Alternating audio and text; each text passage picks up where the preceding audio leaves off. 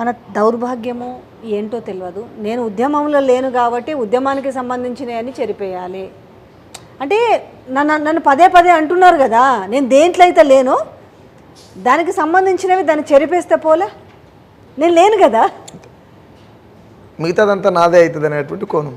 కొన్ని రోజులకు ప్రజలు ఏమైందంటే నిజంగా కొన్ని ఆలోచిస్తుంటే రాజకీయాలంటే ఇట్లనే మాట్లాడాలేమో, రాజకీయాలంటే ఇట్లనే ఉండాలేమో, ఆఖరికి వచ్చేసరికి తెలంగాణలో పుట్టిన వాళ్ళకు కూడా తెలంగాణ చరిత్రలో మనం లేము కాబట్టి రేపు మనం అది పాతది మర్చిపోయి కొత్తది కనిపించాలంటే ఇవన్నీ రావాలేమో అనిపించింది. అంటే ప్రస్తుత ఇవన్నీ కలరైజేషన్ చూస్తుంటే నేను ఒక 6 నెలలు అంటే ఈ తెలంగాణ ప్రభుత్వం వచ్చిన తర్వాత ఒక వారం రోజులకు 2 వారాలకు అమ్మ నాకు అనిపించింది, తెచ్చినాయన కూడా అంటాడు, ఇచ్చినాయన కూడా అంటాడు.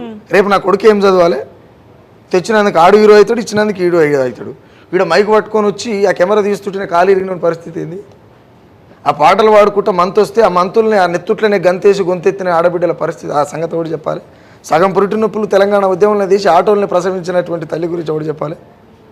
తెచ్చింది మేమే అంటున్నాడు, తెచ్చింది మేమే అంటున్నాడు ఒకడు, ఇచ్చింది మేమే అంటున్నాడు ఇంకొకడు. విద్యార్థి ఉద్యమం ఉత్తదైనాదా, ఉస్మానియా యుద్ధ భూమిగా లేదా, వేలాది అమరుల శోకాల గాదా, సచ్చినుల్లా మాట మచ్చుకే రాదా. ఇవన్నీ కప్పిపుచ్చేటువంటి ప్రయత్నమే కొత్త బాణీలు వెళ్ళడం అంతే.